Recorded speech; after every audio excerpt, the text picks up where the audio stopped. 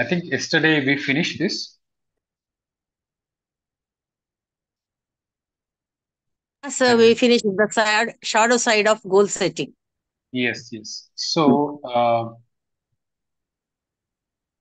basically, we are at this stage now.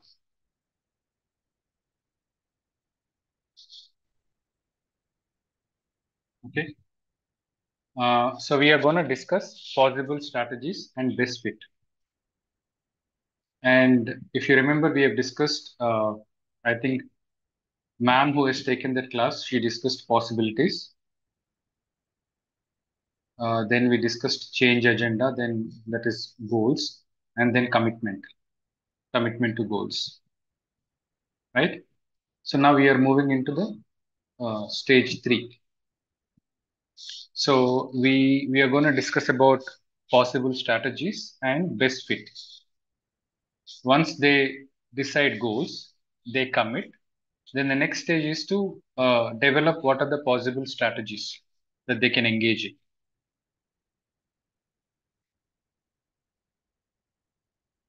So again, as there are many possibilities in the stage two, there are many possible strategies in the stage three in order to reach that goal or accomplishing that particular goal. So we are going to focus on developing those strategies, right? So basically, this focuses on how clients can mobilize their resources once they have clear idea of what they want to achieve. Okay. So when clients understand their problem situation and know their goals, they often begin to use the resources that they have. Uh, it could be their own internal resources or environmental resources to reach those goals. Okay. But it is important to remember that not all the clients are same in the way they engage in goals or engaging in goal achievement actions. So different clients need different levels of counselor support. So probably we can divide, uh, we can divide those clients into three categories of clients. So obviously, as the name implies, self-motivated clients. That is, once they have this good grasp of their problem, and once they are clear about their goals, they are quick to figure out the steps needed to achieve those goals. Okay. Uh, so that means they need minimal help from a counselor and can move forward on their own.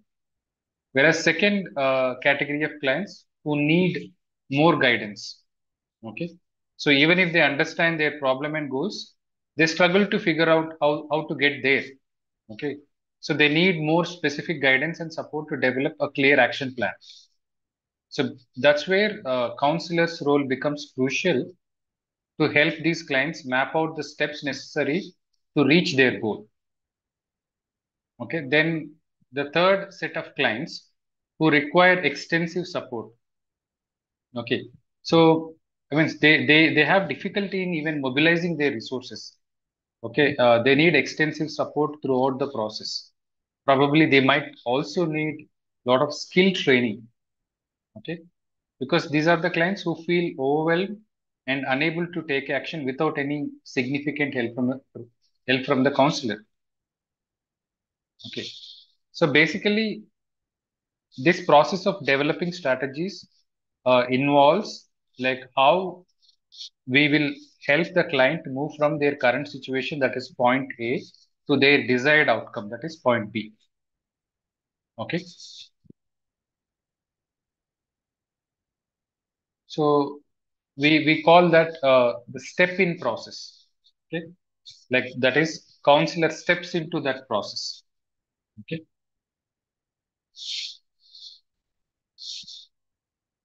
So helping clients develop strategies to achieve their goals is one of the most thoughtful, humane, and fruitful ways we can support them. And usually, the research shows that this step is often underutilized in counseling. Okay, most of the research shows most of the counselors they stop at the first stage. Okay, understanding, clarifying. Okay, their problems and identifying unused opportunities. After that, they don't do much about the counseling process. Okay. So basically, this stepping in process involves guiding clients in finding viable and appropriate strategies and tactics to move from their current situation, that is point A, to their desired outcome, that is point B. Okay. So there are many clients who are stuck at the strategy development stage. For example, there are clients who uh, like who wanted a new job. Okay. The goal, these are the different goals, but they are stuck at these stages. Okay. And a teenager who wanted to erase the thoughts of suicide, a couple who wanted to resolve their misunderstandings. Okay. A client who wanted to reduce anxiety but had simply put up with that anxiety for years, like a couple who wanted to stop abusing their children. So all these are variety of challenges and goals that the clients have. Uh, Understanding the causes of any of these problems mentioned, it only complements but cannot replace these practical strategies to controlling them. We cannot just like most of the times, even in my practice, when we discuss in peer group discussion, I find that most of the practicing clinicians, uh, they leave the clients once the problem is clarified, once the causes are understood. Okay. And once those unused potentials or unused opportunities are identified, because they think that probably that itself would make the client move towards action. They know what to do. So they don't get into goal setting, they don't get into identifying strategies and executing them. So it is very, very important. Just understanding the problem or understanding the causes of the problem is not enough. So here the focus is not more on the methods to help clients develop and use their imaginal resources to identify. It is more on this basically identify their thought processes, their internal resources to develop possible strategies and to give a way to find out which one is the best strategy for them. Okay, so that's where strategies like, as you have seen in the diagram, brainstorming comes. Okay, so what is brainstorming? It's an aspect of creativity. Okay, it is an aspect of divergent thinking. So where you are stimulating the client's ability to think and develop alternative ways towards solving a problem. Okay.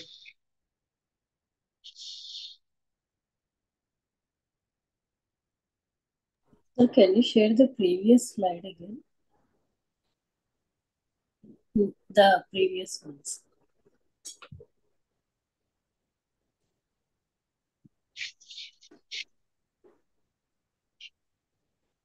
I think most of it you will find in your coursework book.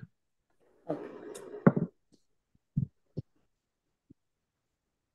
Yeah. So next thing is helping clients develop strategies for accomplishing their goals. Okay. So basically, as a therapist or as a counselor, we also need to have an understanding of how to help clients and what is the process that involved in identifying or developing and identifying those strategies. Okay. Only when you are aware, then you will be able to help the clients. Okay. Now, one of the things that we use in the process of developing strategies, as I mentioned, is using brainstorming. Okay. So we use brainstorming to stimulate clients' thinking. So it is a powerful technique for generating ideas and alternative courses of action. So it is, as I said, it is a form of divergent thinking. When you're using this particular strategy, you are not concerned about whether it is right, whether it is wrong, whether it is let's say intelligent or whether it is foolish. Basically, what you do is you suspend the judgment when you are developing ideas using this particular method. Okay, so without judging, without thinking about viability of that particular option, you freely generate all those alternatives, whatever comes to your mind, even if it is wild. Okay, so use brainstorming to stimulate clients' thinking, and then use frameworks to stimulate clients' thinking about strategies. Okay, what are these frameworks we are going to see? Then also help clients determine the kind of working knowledge and skills. This is also very, very important. Okay. So, like if they don't have working knowledge and skills, the goals that they said they won't be able to reach. Okay. So, like we have seen in previous sessions, an aspect of this is knowing how to, like knowing those interpersonal skills. Like yesterday, we talked about a manager who wanted to change his way of relating, his interpersonal style with his colleagues. Okay, he was found to be very rude, and but he needs to have skill, not just understanding what are the underlying causes of his personal interactional style. Let's say, for example, that's how he developed that interaction style based on his experiences with his parents. Okay, he had a very bad childhood. In order to cope with the pain associated with the childhood, the client understood that he was using this kind of interpersonal style, which was protecting him. Okay, but understanding that itself is not enough. If I want to change, now I understood. Okay, it gives me some solace that okay, there is a reason for my behavior now. But how can I change this into more acceptable or more satisfying interpersonal style? Right? If I don't know the skill, you might set the goal, but the client will not be able to execute. So that's where probably training the person in interpersonal skills, like whatever we had been discussing, like empathy, listening skills, responding skills. So that is also very much important. Okay. So let's look at quickly look at this brainstorming, the steps in brainstorming. So what are the steps in brainstorming? Is basically you first suspend the judgment. Okay. So that is encouraging the clients, not only as a counselor, you suspend the judgment towards anything the client is developing, but also encourage clients to suspend judgment while developing different alternatives. That means we don't criticize their ideas. Also, we will not let them criticize their own ideas. Because if you create this kind of an openness, it helps the clients to generate creative and effective strategies. Okay. Then the next thing is encouraging, as I said, wild possibilities. That is, like sometimes the wildest ideas contain the seeds of practical solutions. Okay. So that's why encourage clients to think of conservative, liberal, even radical, even outrageous ideas, outrageous strategies. Okay. So you encourage them to think whatever they want without judging. Then next thing is you promote quantity. That is, the more ideas generated, the higher the chance of finding useful strategies. So basically, the idea is the underlying principle is the quantity breeds quality in brainstorming. The more the quantity, the more the chances of finding the best possible solution or best possible strategy. Okay. Then the next step is called piggyback on ideas. That is helping the clients to build on the ideas that they already have without criticizing those ideas. So sometimes combining different ideas can lead to new strategies. Okay. So then next thing is clarifying ideas. Okay. Without criticizing, help clients to clarify their ideas. Basically, that means uh, like the possibility of or what is the meaning of that idea. Okay. Help them think through that idea is what clarifying the idea means. Okay, sorry, there's a spelling mistake there. Clarifying ideas. Okay, so for example, I think I have given an example in the next slide about somebody who is facing issues related to perfectionism, and it is the conversation between a counselor and the client. It is the transcript of the session. But before that, probably we can talk about another case. Like for example, somebody wants to establish a good social life, okay, apart from her home and her work. So, as a counselor, how can you help that client brainstorm various strategies? Okay, uh, like what could be some of the strategies that we can generate which can help the client? Let's say we don't do this for client, we just encourage the client, but just for the sake of thinking, let's say uh, this person wants to develop a social life outside family and work. Okay, what could be the possible alternatives? So there is no right or wrong answer. That's what the core of brainstorming. You don't criticize any idea, you don't judge any idea, right? We can ask the client to attend the invitations of any. Okay, so I can, like, the client might say, I would like to attend the invitations. What else? What are the different strategies? Generate, like, don't put any conditions. Whatever comes to your mind related to this, say it aloud. Working with NGOs, doing some social work. Yes, yes. So joining, volunteering at Mm. like some clubs or some social service organizations, very good. What else?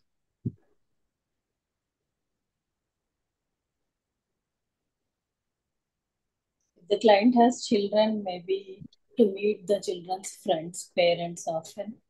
Okay, so you can arrange get-togethers for their children, which can provide them an opportunity to meet with other parents as well. So thereby they can socialize. Okay, what else?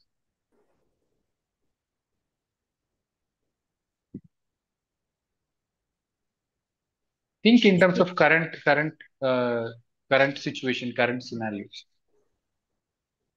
What are the other ways that you can connect to people? Social media. Yeah, you can use various social platforms.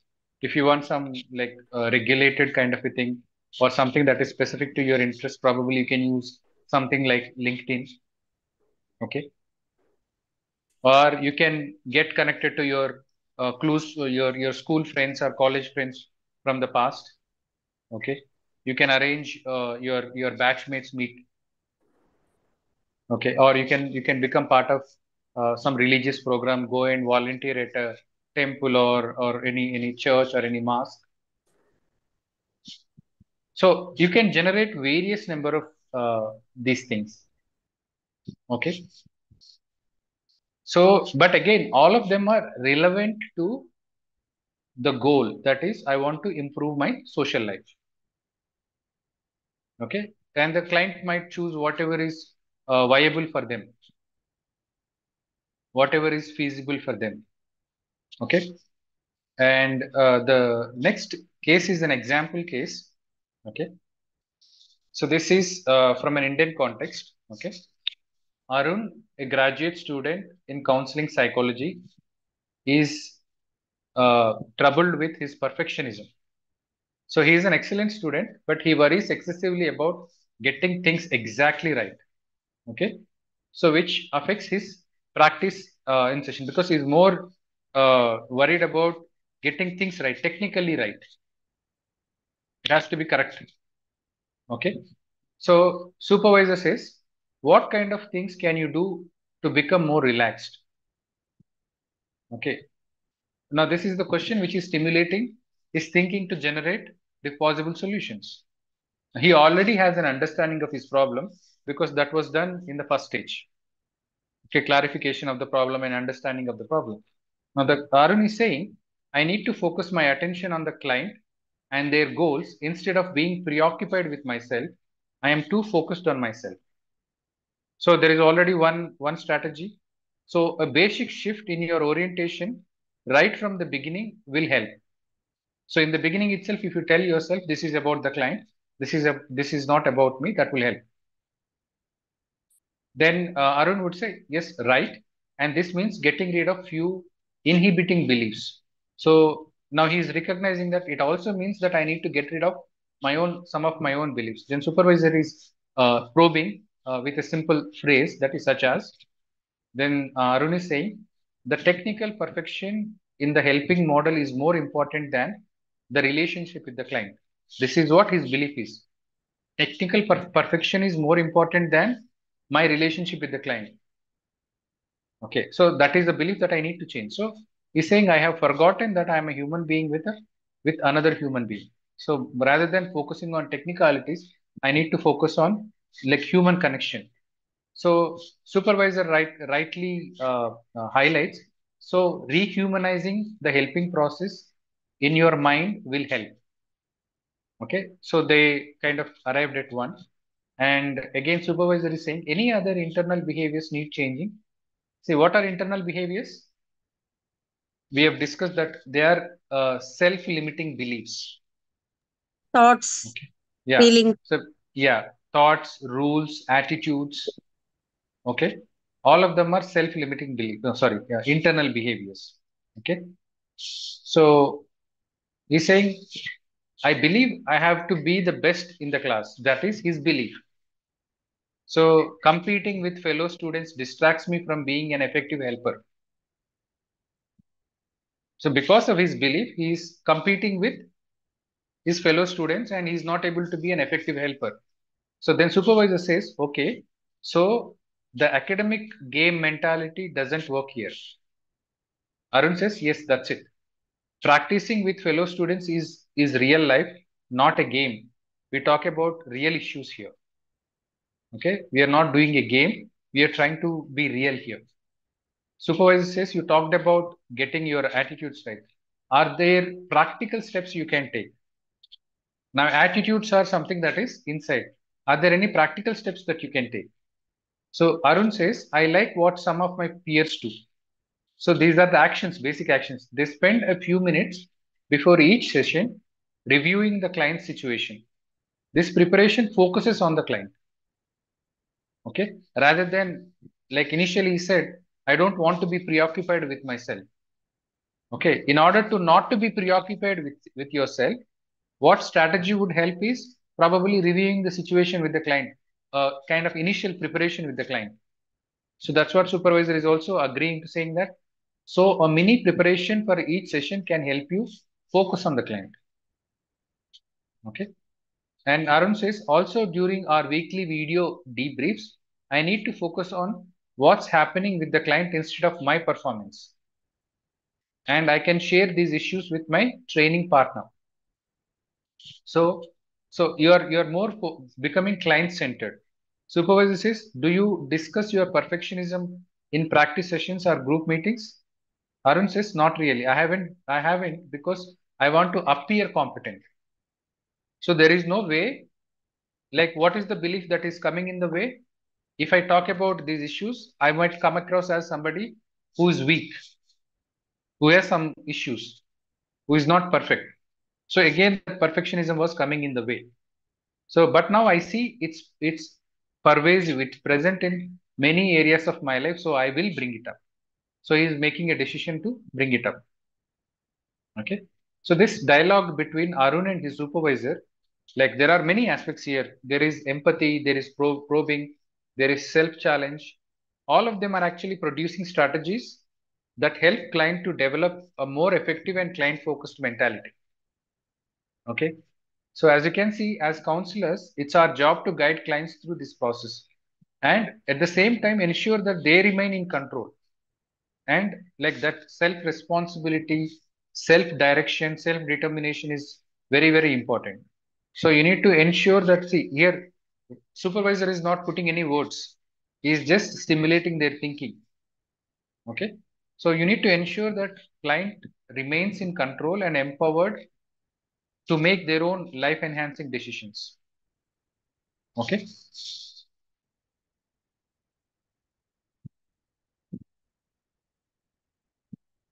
Okay. Then clients determine the kind of working knowledge and skills they will need to move forward. Like for example, as I said, they need to have skills. A couple who had been married for, let's say, 3 years, they are having problem. Initially, first 2 years they had honeymoon period. Now they set certain goals that we want to improve our life. Okay, but they don't have basic communication skills.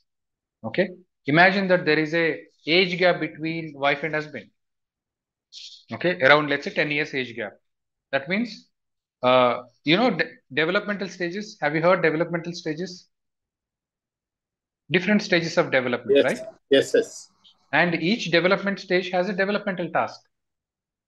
Okay, if there is a large age gap, wife will be in a certain developmental stage with a different developmental task than husband who is in a different developmental stage. Okay, so if you don't have that understanding, you will not be able to support your husband. And along with that, you need to have basic interpersonal skills of listening, empathy, okay, communicating your feelings in a constructive way. If they are not there, then probably they won't be able to reach their goal. So that is what here it means: working knowledge and skills which are required to move forward. Okay. But if you challenge clients to engage in activities for which they don't have skills, okay, uh, I mean, it becomes the problem. Rather than it solving the problem, it becomes a big problem. Okay. So that is why you also need to assess whether they have the working knowledge and skill that they need to move forward.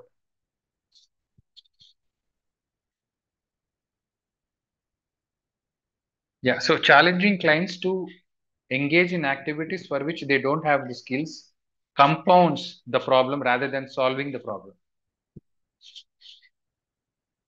Okay. So the question that you need to ask is, whenever they set goals or identify strategies, is what kinds of working knowledge and skills does a client need to get where he or she wants to go? In order to reach where they want to reach, do they have the knowledge and skills? Okay. Is it clear? Okay. The next thing is using frameworks. Okay. Using basically frameworks. Okay. Probably if I give an example, you will understand. So again, there is a case here. Okay. James has terminal cancer. He has been in and out of the hospital several times over the past few months, and he knows that he probably will not live more than a year. He would like the year to be as full as possible, yet he wants to be realistic.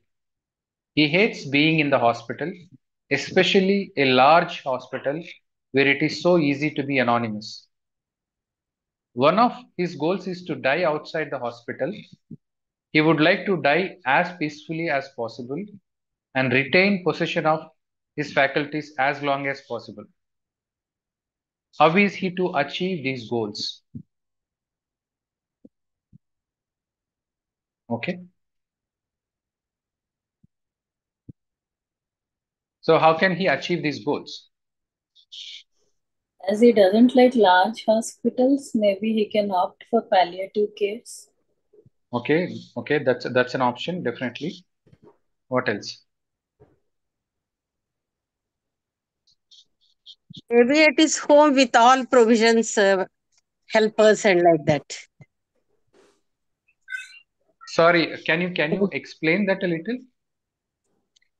And not in a small hospital, at his home, at his own Hmm. home, with Hmm. some help, trained helpers like that. Okay, okay. He So can. that is an option. So basically, Sir, like when we talk about frameworks, frameworks means, let's say, frameworks can be individuals. Okay. Uh, like for example, you know a friend whose wife died of cancer. Okay. Probably talking to that friend would help gain some courage and support. Okay. If he himself knows a friend who also died out of the cancer, okay, but he lived at home before he died, and like and this particular client had spoken to him, and maybe he remembers how his experiences, what kind of experiences he shared with him. Okay, or as somebody said, finding a local doctor. Okay, like who is specialized in probably chronic cancer related pain management to handle the pain. Okay, so for example, then individuals become one framework. Then there are something called models and exemplars. What is model? In self-efficacy, we have talked about something called model, right? What is a model? Uh, Dealing with the other cases, listening to other cases of the same time.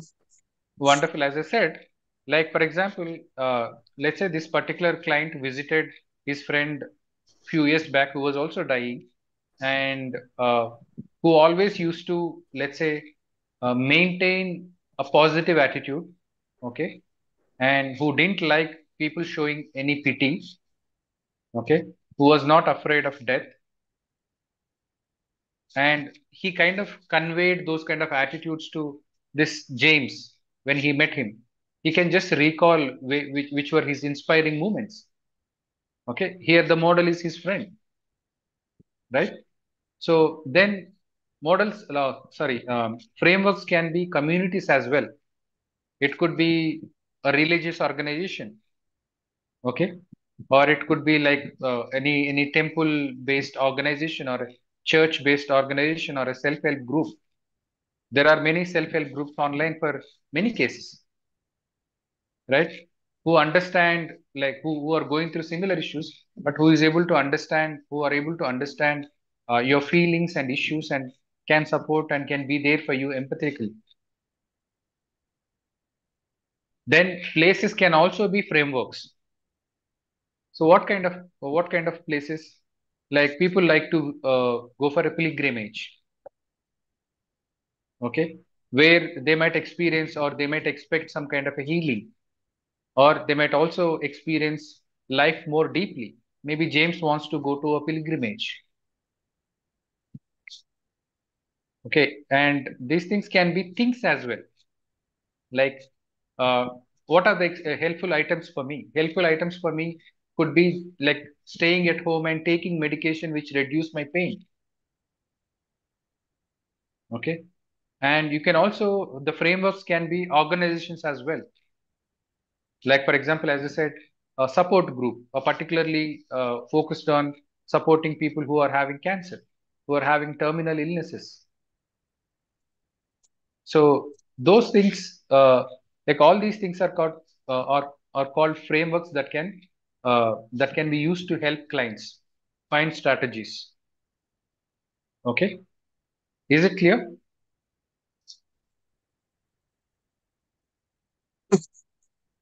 Clear, sir? Yeah. So individuals, models, and exemplars, communities, places, things, organizations, and like programs, all of them can be frameworks that can be used to help the client. Okay, programs can be probably some religious organizations conducting a special prayer meet for these kind of people, okay, to encourage them, okay, to probably talk about certain spiritual things, okay, to provide them with a perspective to understand what they are going through. All of them would help improve the quality in whatever the time or the limited time that they have. Okay, so we have looked at three aspects, right, in developing strategies. One is brainstorming. Second one is ensuring whether the clients they have working knowledge and skills. Third one is using frameworks. Okay, and let's see what are the different questions that you can ask clients or you can ask yourself to help clients develop strategies. Again, this is given by Egan in his book itself. So I'm just presenting the list that he presented in the book.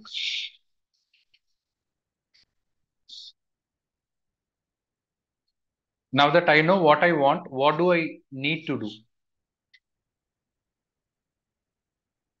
Now that I know my destination, what are the different routes for getting there? What action will get me to where I want to go? Now that I know the gaps between what I have and what I want and need, what do I need to do to bridge the gap? How many ways are there to accomplish my goals? How do I get started? What can I do right away? What do I need to do later? So these are some reflective questions. So if you have this framework in your mind, you don't have to give this list and ask them to write an answer. But if you have this framework, it guides your interaction with the client. Okay.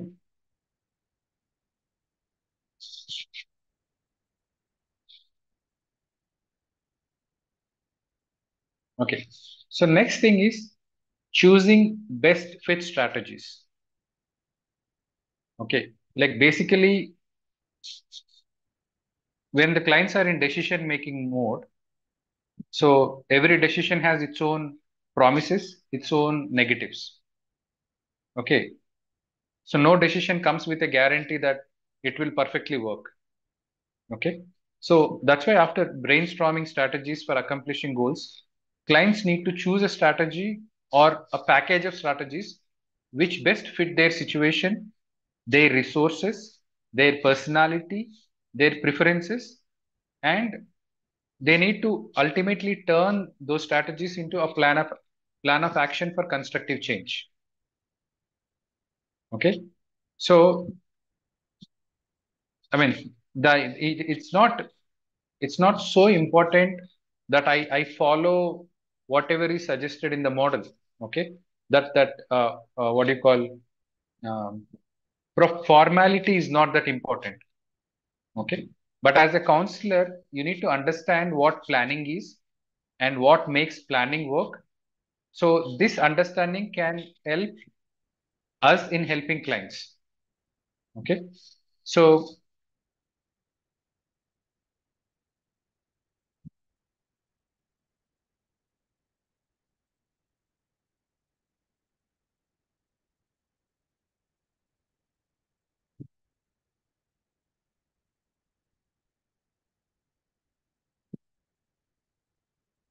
once they develop like a range of strategies to implement goals, as we had already discussed, some clients they are quick to move forward on their own, and they choose the best strategies, put together an action plan and implement it. But there are other people who need help in choosing strategies that best fit their situation.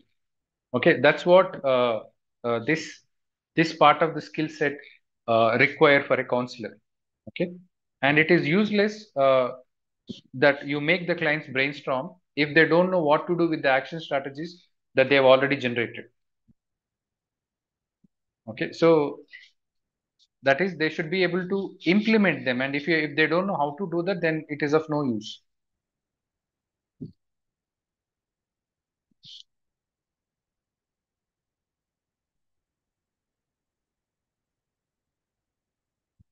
So next, in the next slide, again, I present a case. This is again taken from Egan's book itself. But a man who was helped to discover two best fit strategies for achieving emotional stability in his life. With these, he achieved outcomes that surpassed anyone's wildest expectations. And so, what is his case? We will look at his case. One morning, Bud, an 18-year-old, woke up unable to speak and move, which are the symptoms of schizophrenia, a particular kind of schizophrenia. So he was taken to a hospital where catatonic schizophrenia was diagnosed. After repeated admissions to hospitals where he underwent both drug and electroconvulsive therapy, his diagnosis was changed to paranoid schizophrenia, where the main symptom is suspicion. Okay. So he was considered incurable by the hospital people. Okay. And a quick overview of his history. Uh, History of his earlier years suggests that much of his emotional distress was caused by unmanaged life problems and the lack of human support. Okay, so they are the main causes. He was separated from his mother for 4 years when he was young, and they were reunited in a city new to both of them, and there he suffered a great deal of harassment at school because of his ethnic looks and accent. Okay, that's where the main cause that is they were able to not manage life problems, and they didn't get enough human support. So there was simply too much of stress and change in his life. He protected himself by withdrawing. He was flooded with feelings of loss, fear, rage, and abandonment. Even small changes became intolerable. His catatonic attack occurred in the autumn of the day of the change from daylight saving to standard time. Okay, so they have these changes in timings. It seemed that this ordinary change was the last straw. In the hospital, Bud became convinced that he and many of his fellow patients could do something about their illness. They did not have to be victims of their own helplessness or of the institutions designed to help them.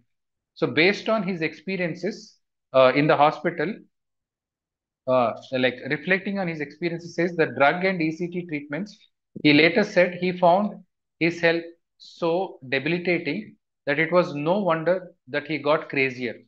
Somehow, using his own inner resources, he managed to get out of the hospital.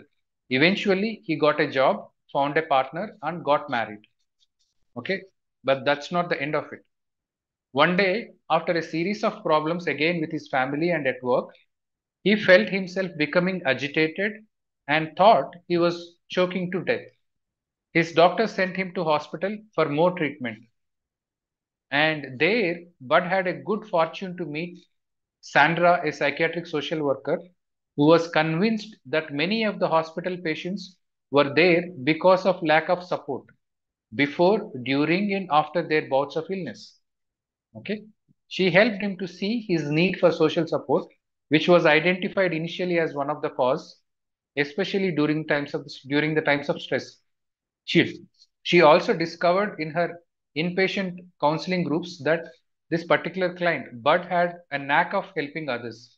So Bud's broad goal was still becoming emotionally stable, and he also wanted to do whatever was necessary to achieve it. So finding support and helping others cope with their problems, they acted as instrumental goals. Okay, in order to like which resulted in achieving emotional stability that he wanted. Okay. Once discharged from hospital, he got to work.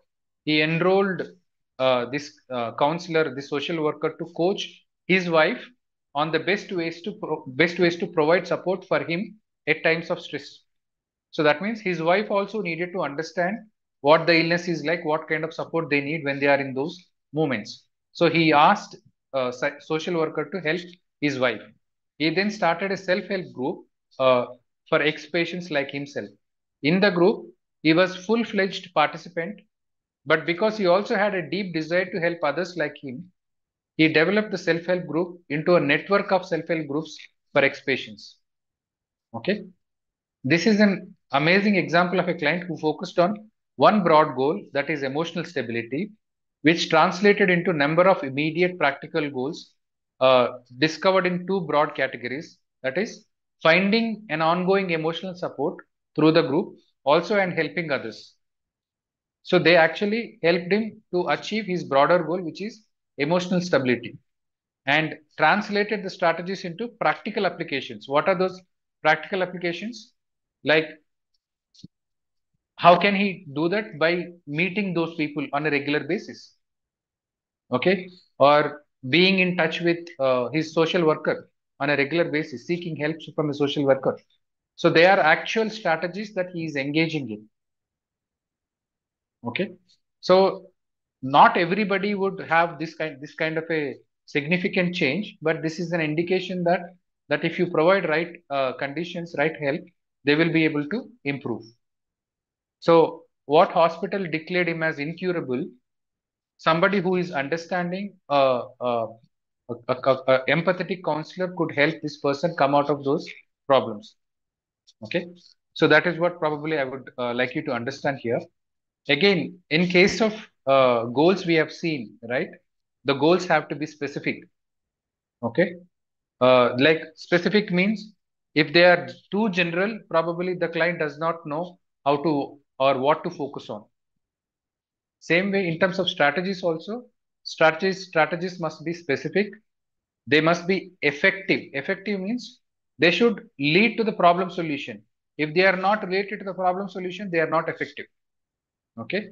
They also must be realistic, like considering whether you have resources, whether you have skills, okay, whether you have what it takes to engage or execute that strategy, that is realistic, okay, and whether it is in keeping with your values. Okay, for example, an example of a pastor was given in Egan's book. So somebody falsely accused this particular preacher as like as probably engaging in child molestation. Okay, so he discussed with lawyer, and lawyer said, "Let me inquire this person's background, find out what all he had done in his life, okay, and bring his life to the court." But this particular preacher was not in line with that kind of an action, because somewhere his inner voice is saying that is not right way of handling this. So that means that particular strategy was not in line with his values, though it might bring solution to him, but is not in line with his values. So with the help of the counselor, he understood that probably that is not the best strategy and which will not give him satisfaction. Okay. So it is important to see whether the strategies might be taking you towards the goal, but they may not be in line with client's values. So you also need to consider those aspects as well. Okay. So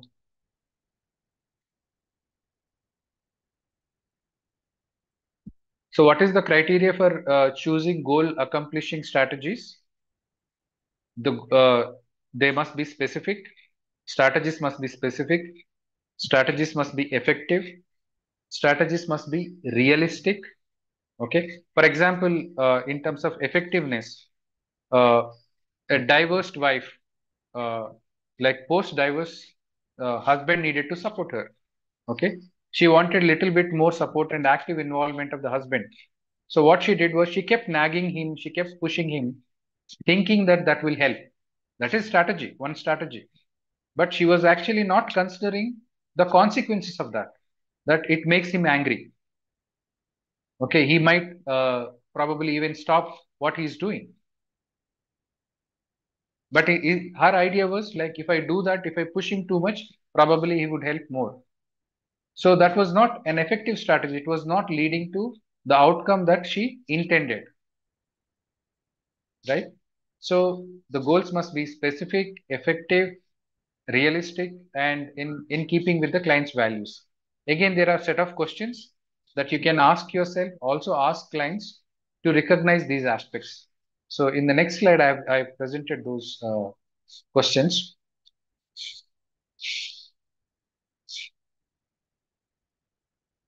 So which strategies will be most useful in helping me get what I need and want?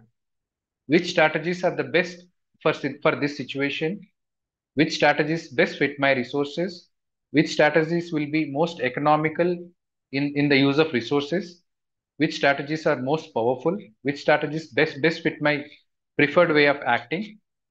Which strategies best fit my values?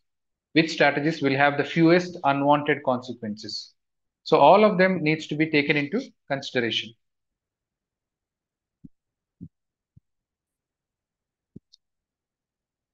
So again, there has to be a balanced method of choosing strategies. So which means that you need to take these things to consideration. So we have seen yesterday that it is kind of an economy, like you invest depending upon what is the outcome that it would get. So again, even in selecting strategies also, you apply the same economy here. What are the costs and what are the benefits? Okay. Again, you ask a set of questions like, what are the benefits of choosing this strategy for myself, for significant others? To what degree are these benefits acceptable to me, to significant others? To what ways In what ways are these benefits unacceptable to me, significant? So similar kind of questions.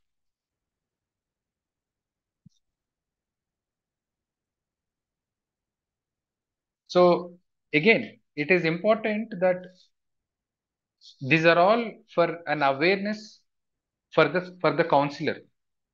Okay. Say if you are using, let's say if you are deciding to use the balance sheet or any of its form, we need to be practical and flexible in our approach. Okay. So we cannot use it with every client to work. Like we cannot make them work out pros and cons for every course of action. But if you are using it, use it because the client and for that client, if it is helpful, if you think it is helpful, and also try to modify it to the needs of the client. So one of the best ways to use the balance sheet is not to use it directly by just showing all these questions to them. Just keep it in the back of your mind whenever the clients are making decisions. Okay. Ask yourself, are these questions answered? Like you are asking yourself and processing whatever the clients are saying, whether this decision of client or whether this strategy of client is considering all these things or not. Okay. Basically use that as a filter to listen to the clients. Okay. Then use that understanding, turn it into probes to help clients focus on the issues that they may be overlooking. Okay. You don't have to directly present this list or like a handout and ask them to go over all those things. Okay. You have this list in your mind while they are telling you their stories. Listen through this filter. Wherever you identify that something is not addressed, use that as a probe. I think it will be helpful if we explore this particular aspect. What do you say? Okay. So those kind of questions can be asked.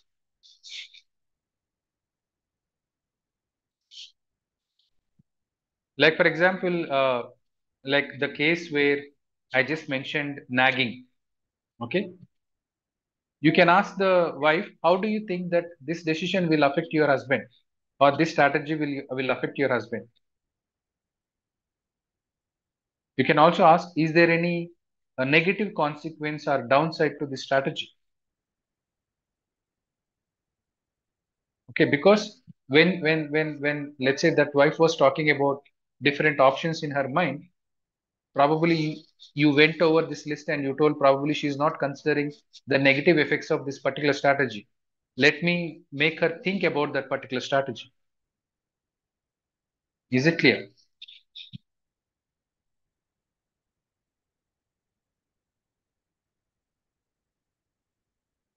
Okay. Again, some clients are filled with great ideas for getting things done, but they don't do anything actually. It could be because of lack of discipline, to like the discipline that is required to examine and evaluate their ideas or to choose the best, because they think it is such a tedious task. They don't want to engage in that. Okay. So we need to help them link uh, best fit strategies to action. Okay. So, for example, Clint came away from the doctor feeling depressed. He was told that he was in high risk category for heart disease and that he needed to change his lifestyle. He was cynical, very quick to anger, and did not readily trust others. So, venting his suspicions and hostility did not make them go away. However, it only intensified them. So, this particular personality trait is not helping him. So, based on this, what you can set the goals could be, sorry. So the three broad goals could be reducing mistrust of others' motives, reducing the frequency and intensity of such emotions as rage and anger, irritation, learning how to treat others with consideration. Okay. So a counselor helped this particular client, or he gave a list of strategies which are usually used in order to deal with these kind of situations. Okay. He mentioned a list of strategies. So he needed to choose the strategies that he thinks best for himself. So this client chose those first two strategies because he was very kind of, he prided himself on his rational thinking. Okay, so he read that list and he told himself, probably I'll keep a diary of my hostility to discover my patterns of cynicism and irritation, or maybe find someone to talk, find a counselor to talk about these issues. Okay, but basically this is not the issue of this, but it is the issue of attitudes. It is the issues of self-limiting beliefs. But anyway, he's taking these things as an experiment. As a counselor, even though you know probably this is an attitude issue, you will not force him to focus on that. Probably through whatever the opportunities or options that the client selects, you can guide him to develop understanding of what is happening really in their case. Okay, basically the idea is this particular client chose strategies which fit his values. But again, it is also important, in some cases values themselves need reviewing. Okay, if values themselves are probably not very well articulated, not thought of, then probably they also might require a little bit reviewing. Okay.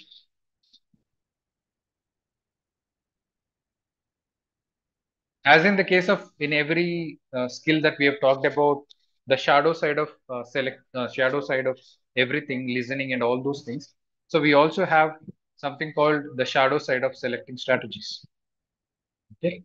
So basically, shadow side of selecting strategies is uh, there are three types. Okay. One is wishful thinking. Other one is playing it safe. Okay. And avoiding the worst outcome. So basically, wishful thinking is like again the same example of this wife nagging the husband, wishing that he would improve. Okay, so he is not. She is probably not considering the risk. That is, it might get angry. It might make husband angry, and he might stop even supporting whatever he is supporting. And she's also not considering the amount of cost that she needs to spend, because there is a lot of emotional energy that is required every time she does that. There are also fights. She needs to engage in fight. The next thing is playing safe. Okay, playing safe is I have a goal, but I don't want to engage in the action that can probably uh, take me towards that goal, because the risk is too much. When the things are going well, I'm not going to talk about it.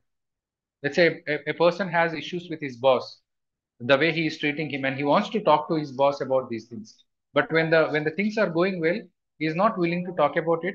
He sometimes mentioned to his colleagues, thinking that from colleagues it will reach to boss. Okay, he's not directly engaging in that. So that is called playing it safe, and then avoiding the worst outcome.